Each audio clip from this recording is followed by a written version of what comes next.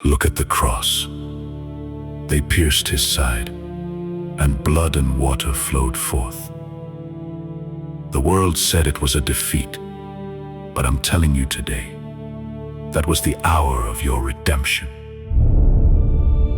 Out of that new Adam flowed the very life of the church, the water that washes, the blood that saves. Calvary and the upper room are one great mystery. That perfect sacrifice is brought into this very moment. He said, "This is my body, this is my blood," and he offers it to you right now.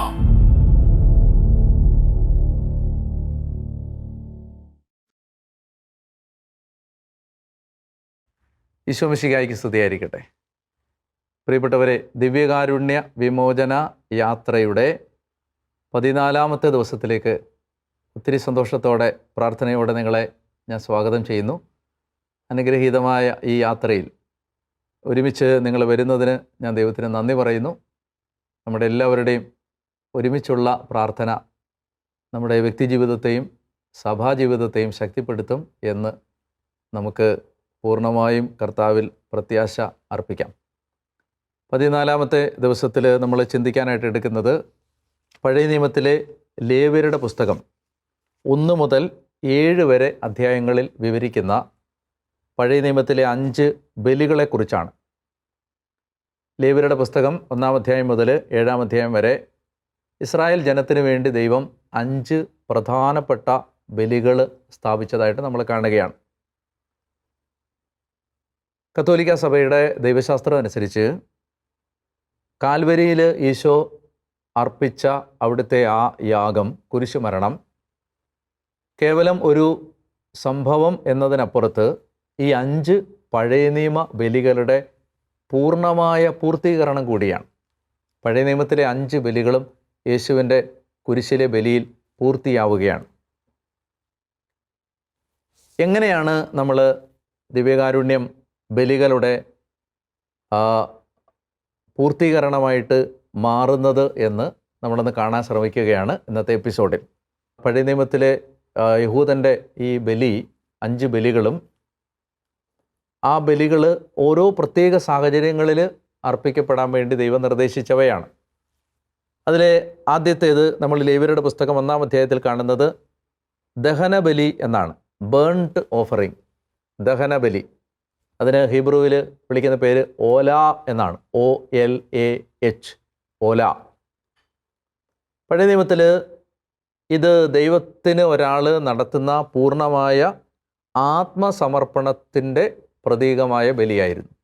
ഇതൊരു self ഓഫറിങ്ങിന് തുല്യമാണ്. ഒരാൾ സ്വയം അർപ്പിക്കുന്നതിന് തുല്യമാണ്. ഒരു ഊനമില്ലാത്ത മൃഗത്തെ ബലിപീഠത്തിൽ വെച്ച് പൂർണ്ണമായും ദഹിപ്പിക്കും. അതുകൊണ്ടാണ് അതിനെ ദഹനബലി എന്ന് പറയുന്നത്. അതുകൊണ്ട് ആ മൃഗം പൂർണ്ണമായി ഇല്ലാതാവും.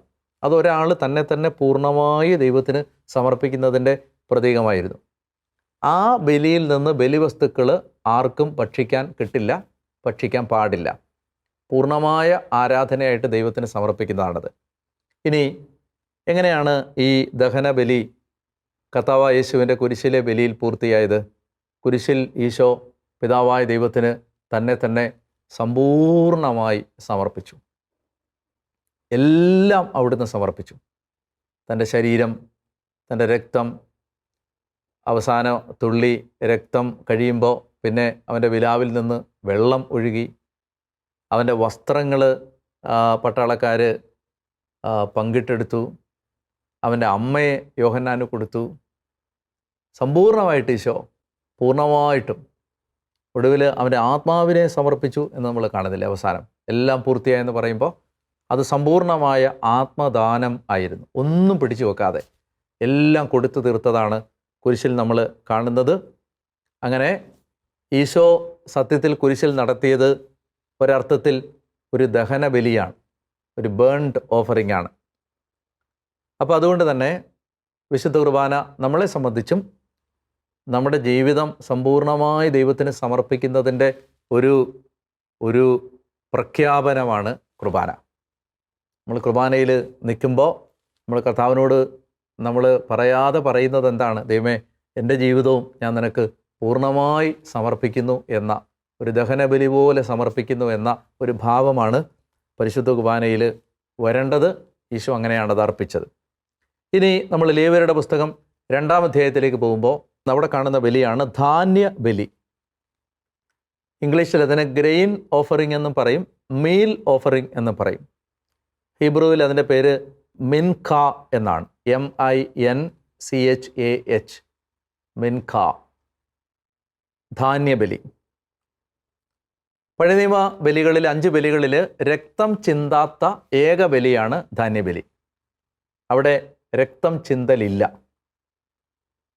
എന്തൊക്കെയാണ് അർപ്പിച്ചിരുന്നത്? നേരിയ മാവ്, അത് പുളിപ്പില്ലാത്തപ്പം ഉണ്ടാക്കും. നേരിയ മാവ്, ഒലിവെണ്ണ, കുന്തിരിക്കം തുടങ്ങിയവയായിരുന്നു ധാന്യബലിക്കായി ഉപയോഗിച്ചിരുന്നത്. ദൈവം മനുഷ്യനെ പരിപാലിക്കുന്നതിനുള്ള നന്ദി സൂചകമായിട്ടാണ് ഈ ബലി അർപ്പിച്ചിരുന്നത്. അതായത് ദൈവം നമ്മളെ വഴി നടത്തുന്നതിന് നമ്മൾ ദൈവത്തിന് നന്ദിയും സ്തോത്രവും സമർപ്പിക്കുന്നതിൻ്റെ ഒരു പ്രതീകമാണ് ഈ ധാന്യബലി. മിക്കവാറും തന്നെ ദഹനബലിയോടൊപ്പമാണ് ഈ ധാന്യബലി അർപ്പിച്ചിരുന്നത്. അപ്പോൾ അതിൻ്റെ വിശദാംശങ്ങളാണ് ലേവ്യരുടെ പുസ്തകം 2-ാം അധ്യായത്തിൽ നമ്മൾ കാണുന്നത്. പരിശുദ്ധ കുർബാനയിൽ എങ്ങനെയാണ് ഈ ധാന്യബലി പൂർത്തിയായതെന്ന് ചോദിച്ചാൽ, യഥാർത്ഥത്തിൽ വിശുദ്ധ കുർബാനയിൽ അർപ്പിക്കപ്പെടുന്ന അപ്പവും വീഞ്ഞും ഈ ധാന്യബലിയുടെ പൂർത്തീകരണമാണ്. കുർബാനയിൽ നമ്മൾ അർപ്പിക്കുന്നത് അപ്പവും വീഞ്ഞുമാണ്. അപ്പോൾ യഥാർത്ഥത്തിൽ ഇത് പഴയ നിയമത്തിലെ ധാന്യബലിയുടെ പൂർത്തീകരണമാണ്. ലത്തീൻ കുർബാനയിൽ പുരോഹിതൻ ഈ ഓഫർ ട്രീ, കാഴ്ച സമർപ്പണം നടത്തുന്ന സമയത്ത് പറയുന്നുണ്ടല്ലോ, fruit of the earth and work of human hands, it will become for us the bread of life എന്ന് പറഞ്ഞാൽ ഭൂമിയുടെ ഫലവും മനുഷ്യൻ്റെ അധ്വാനവുമായ ഈ രഹസ്യങ്ങൾ ഞാൻ നിനക്ക് കാഴ്ചവെക്കുന്നു. അപ്പോൾ നമ്മൾ ഈ ക്രിസ്തുവിൻ്റെ ബലിയാണ്, ക്രിസ്തു സമർപ്പിച്ച ബലിയാണ് എങ്കിലും നമ്മുടെ എല്ലാ അധ്വാനവും നമ്മുടെ പരിശ്രമങ്ങളും നമ്മുടെ പ്രാർത്ഥനകളും നമ്മുടെ വേദനകളും നമ്മുടെ ജീവിത സാഹചര്യങ്ങളും എല്ലാം ഇതിനോട് ചേർത്ത് വെക്കുന്നു എന്നാണ് ആ പ്രാർത്ഥനയുടെ അർത്ഥം. അപ്പം അതുകൊണ്ട് ഈ രക്തരഹിതമായ ബലി കർത്താവ് ഈശോ മിശിഹ അപ്പത്തിൻ്റെയും വീഞ്ഞിൻ്റെയും സാദൃശ്യത്തിൽ നമുക്ക് വേണ്ടി തൻ്റെ ബലിയെ സമർപ്പിച്ച് തന്ന ആ അന്ത്യത്താഴ ബലിയെ സൂചിപ്പിക്കുന്നതാണ്. അതുകൊണ്ട് നമ്മൾ ഈ കുർബാന അർപ്പിക്കുമ്പോൾ യഥാർത്ഥത്തിൽ ഇത് പഴയ നിയമത്തിലെ ഒരു ധാന്യബലിയുടെ ഒരു പൂർത്തീകരണം കൂടിയാണ് എന്ന് നമ്മൾ മനസ്സിലാക്കണം. ഇനി ലേവ്യരുടെ പുസ്തകത്തിൻ്റെ 3-ാമത്തെ അധ്യായത്തിൽ നമ്മൾ കാണുന്ന ബലിയാണ് സമാധാന ബലി, അല്ലെങ്കിൽ സ്തോത്രബലി എന്നും അതിനെ പറയാറുണ്ട്. കൃതജ്ഞതാ ബലി, സമാധാന ബലി, പല പേരുകളിൽ പറയാം. സമാധാന ബലി, അല്ലെങ്കിൽ അതിനെ സ്തോത്രബലി എന്ന് പറയാം. അതുപോലെ കൃതജ്ഞതാ ബലി എന്ന് പറയാം. ഇംഗ്ലീഷിൽ peace offering, thanks giving offering. ഹീബ്രുവിൽ അതിനെ തോദ എന്നാണ് പറയുന്നത്, TODAH, തോദ എന്നാണ് അതിനെ വിളിച്ചിരുന്നത്. പഴയ നിയമത്തിൽ ഈ ബലി ദൈവത്തിൽ നിന്ന് ഒരു മനുഷ്യൻ സ്വീകരിച്ച അനുഗ്രഹങ്ങൾക്ക് നന്ദി സൂചകമായിട്ട് അർപ്പിച്ച ബലിയാണ്. ഇതൊരു നന്ദി സൂചകമായിട്ട് സമർപ്പിച്ച ബലിയാണ്. ഈ അർപ്പിക്കുന്ന ആ ബലിയുടെ, ആ ബലിമൃഗത്തിൻ്റെ മാംസം പുരോഹിതനും ഭക്ഷിക്കാമായിരുന്നു. അതുപോലെ തന്നെ ബലി അർപ്പിക്കുന്ന ബലിയർപ്പകനും, അത് കൊടുക്കുന്ന ആ ബലി അർപ്പിക്കാൻ ആ മൃഗത്തെ കൊണ്ടുവരുന്ന ആൾക്കും അത് ഭക്ഷിക്കാമായിരുന്നു. ഇനി ഇതിൻ്റെ ഈ പറയുന്ന ആദ്യത്തെ ആ സമാധാന ബലിയുടെ ഒരു വകഭേദമാണ്, വേറൊരു ഫോമാണ് സ്തോത്രബലി. തോതാന്ന് ഞാൻ പറഞ്ഞ സ്തോത്രബലി. അത് പുളിപ്പില്ലാത്ത അപ്പം ഉപയോഗിച്ചാണ് ആ സ്തോത്രബലി അർപ്പിച്ചിരുന്നത്. ഈ മിശിഹായുടെ കാലം എത്തുമ്പോഴേക്കും യഹൂദ റബ്ബിമാർ ഇങ്ങനെ പ്രവചിച്ചിരുന്നു, ഇങ്ങനെ പറയുമായിരുന്നു, മിശിഹായുടെ കാലം എത്തുമ്പോഴേക്കും ഈ തോത മാത്രമേ ഉണ്ടാകൂ എന്ന് പറഞ്ഞാൽ സ്തോത്രബലി മാത്രമേ ഉണ്ടാകൂ, ബാക്കി എല്ലാ ബലികളും ഇല്ലാതാവും എന്ന് യഹൂദ റബ്ബിമാരുടെ ഇടയിൽ ഒരു ടീച്ചിങ് ഉണ്ടായിരുന്നു. എങ്ങനെയാണ് ഈ സമാധാന ബലി അല്ലെങ്കിൽ ഈ സ്തോത്രബലി എങ്ങനെയാണ് ക്രിസ്തുവിൻ്റെ ബലിയിൽ പൂർത്തിയാവുന്നതെന്ന് ചോദിച്ചാൽ, വിശുദ്ധ കുർബാനയ്ക്ക് ഗ്രീക്ക് ഉപയോഗിക്കുന്ന വാക്ക് യൂക്കരിസ്റ്റ് എന്നാണ്, യൂക്കരസ്തിയ. അതിൻ്റെ അർത്ഥം തന്നെ കൃതജ്ഞത അല്ലെങ്കിൽ സ്തോത്രം എന്നാണ്.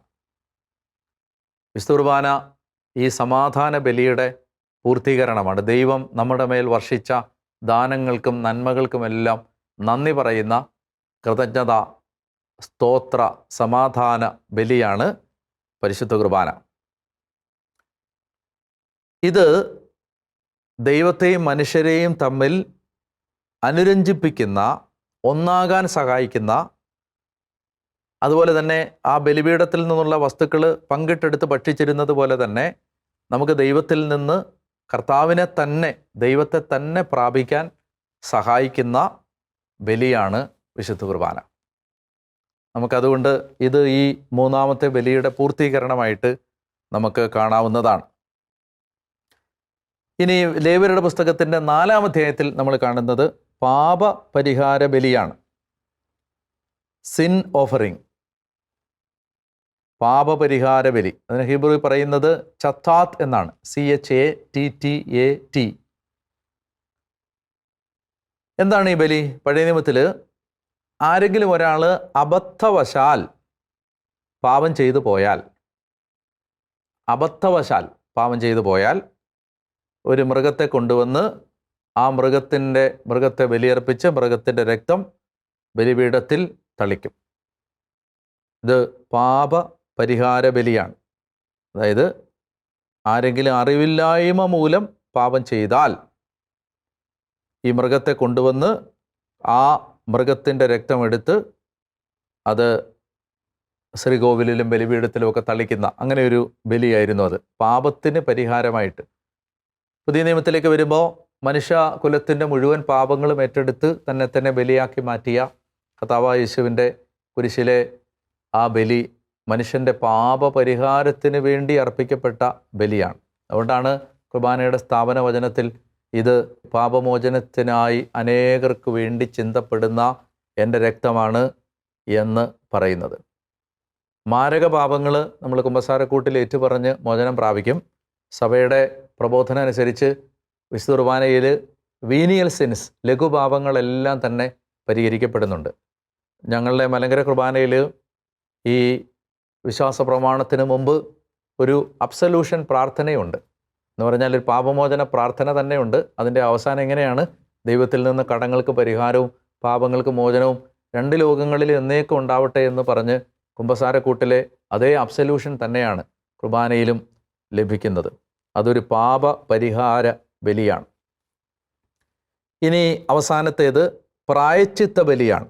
അവസാനത്തെ ബലി പ്രായശ്ചിത്ത ബലിയാണ്. അതിനെക്കുറിച്ച് നമ്മൾ കാണുന്നത് 5-ാം അധ്യായത്തിൻ്റെ അവസാനത്തെ ഭാഗത്താണ്. 5-ാം അധ്യായത്തിൻ്റെ അവസാന ഭാഗത്താണ് നമ്മൾ പ്രായശ്ചിത്ത ബലിയെക്കുറിച്ച് കാണുന്നത്. ഗിൽറ്റ് ഓഫറിങ് എന്നാണ് അതിനെ വിളിക്കുന്നത് ഇംഗ്ലീഷിൽ. Guilt offering. ഹീബ്രുവിൽ അതിനെ ആഷാം എന്നാണ്. ASHAM. പഴയ നിയമത്തിൽ ഇത് പാപപരിഹാര ബലിക്ക് തുല്യമാണ്. എന്നാൽ ഈ ബലി, അതിൻ്റെ വ്യത്യാസം എന്താണെന്ന് ചോദിച്ചാൽ, ഇത് നഷ്ടപരിഹാരം ആവശ്യമായിരിക്കുന്ന ചില കുറ്റങ്ങളുണ്ട്.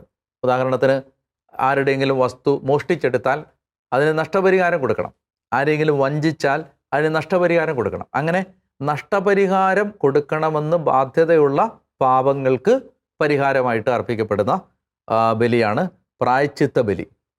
കുറ്റം ചെയ്തയാൾ നഷ്ടപരിഹാരവും പിഴയും കൊടുത്തതിന് ശേഷം ഈ മൃഗത്തെ പ്രായശ്ചിത്തമായിട്ട് അർപ്പിക്കണം. എന്ന് പറഞ്ഞാൽ നമ്മൾ ഏത് പാപം ചെയ്യുമ്പോഴും നമുക്ക് അത് മനുഷ്യരോട് ചെയ്യുന്നൊരു ദ്രോഹമുണ്ട്, ദൈവത്തോട് ചെയ്യുന്നൊരു ദ്രോഹമുണ്ട്. 2 തലമുണ്ടല്ലോ പാപത്തിന്.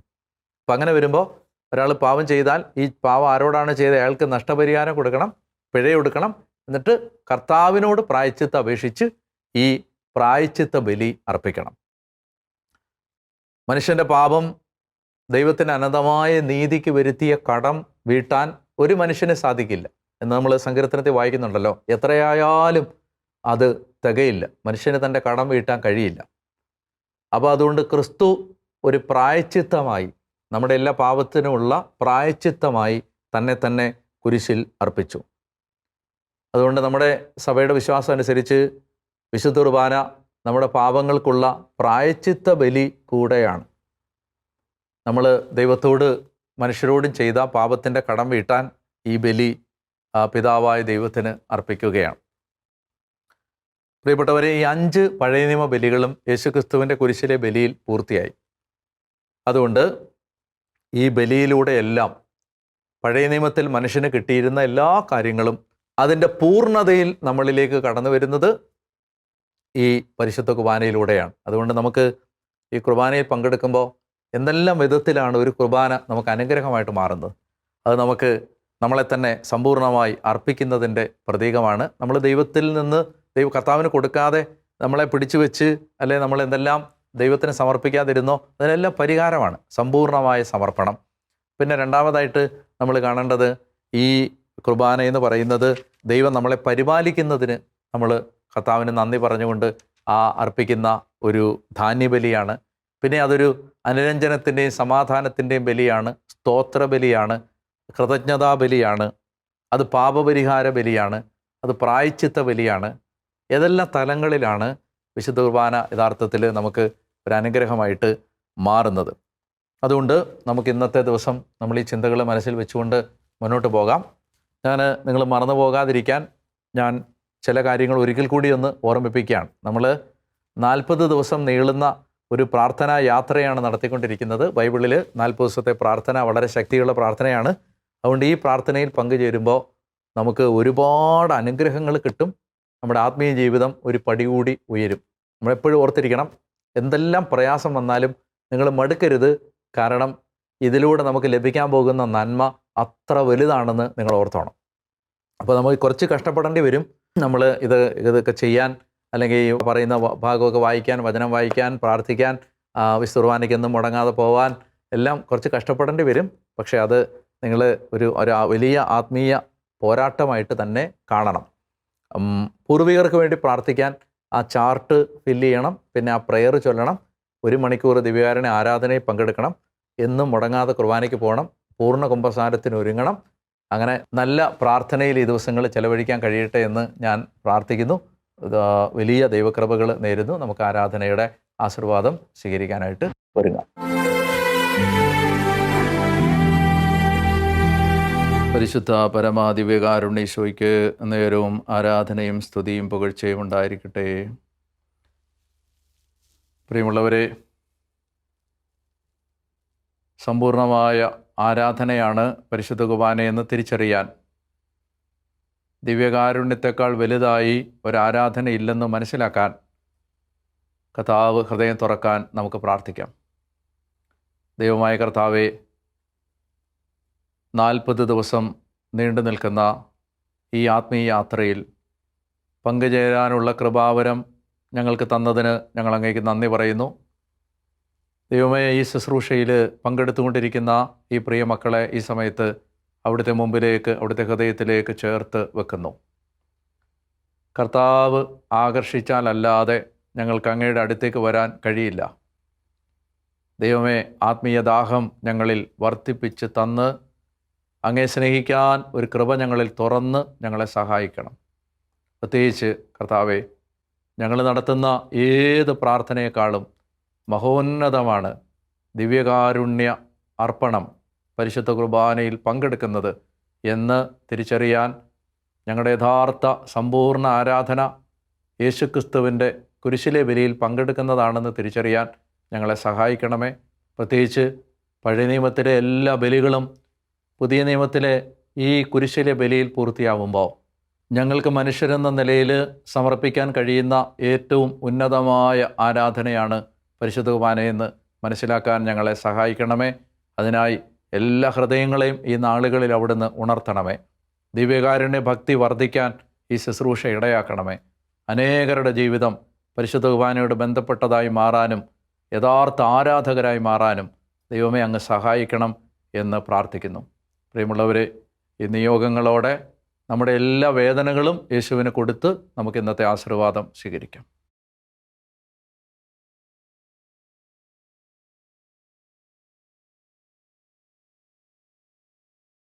സർവശക്തനായ ദൈവം നിങ്ങളെ അനുഗ്രഹിച്ച് ആശീർവദിക്കട്ടെ. നിങ്ങളുടെ കുടുംബങ്ങൾ, നിങ്ങളുടെ വ്യക്തിജീവിതം, നിങ്ങളുടെ ദാമ്പത്യം, നിങ്ങളുടെ ബന്ധങ്ങൾ, നിങ്ങളുടെ വരുമാന മാർഗങ്ങൾ, നിങ്ങളുടെ മക്കൾ, നിങ്ങളുടെ തലമുറകൾ, നിങ്ങളുടെ വാഹനങ്ങൾ, നിങ്ങളുടെ ജീവിതവുമായി ബന്ധപ്പെട്ട മേഖലകളെല്ലാം കർത്താവ് ആശീർവദിച്ച് അനുഗ്രഹിക്കട്ടെ. ദൈവമായ കർത്താവ് ദൈവത്തോടുള്ള അഗാധമായ സ്നേഹം, ഈശോയോടുള്ള ആഴമായ ബന്ധം നിങ്ങളുടെ ഹൃദയത്തിൽ വർദ്ധിപ്പിക്കട്ടെ. നിങ്ങളുടെ തലമുറകളിൽ, നിങ്ങളുടെ കുടുംബാംഗങ്ങളിൽ, പ്രിയപ്പെട്ടവരിലെല്ലാം കർത്താവിനോടുള്ള ഭക്തി വർദ്ധിക്കാനിടയാവട്ടെ. ദൈവസ്നേഹം നിറഞ്ഞവരായി നിങ്ങൾ മാറട്ടെ. നിങ്ങളുടെ ജീവിതത്തിൻ്റെ സകല വേദനകളും രോഗങ്ങളും തകർച്ചകളും ഞെരുക്കങ്ങളും കർത്താവ് എടുത്തു മാറ്റട്ടെ. യേശുവിൻ്റെ വിലയേറിയ തിരുശരീരത്തിൻ്റെ അനന്തമായ യോഗ്യതകളാൽ തന്നെ. ആമേൻ. പരിശുദ്ധ പരമദിവ്യകാരുണ്യത്തിന് എന്നേരവും ആരാധനയും സ്തുതിയും പുകഴ്ചയും ഉണ്ടായിരിക്കട്ടെ.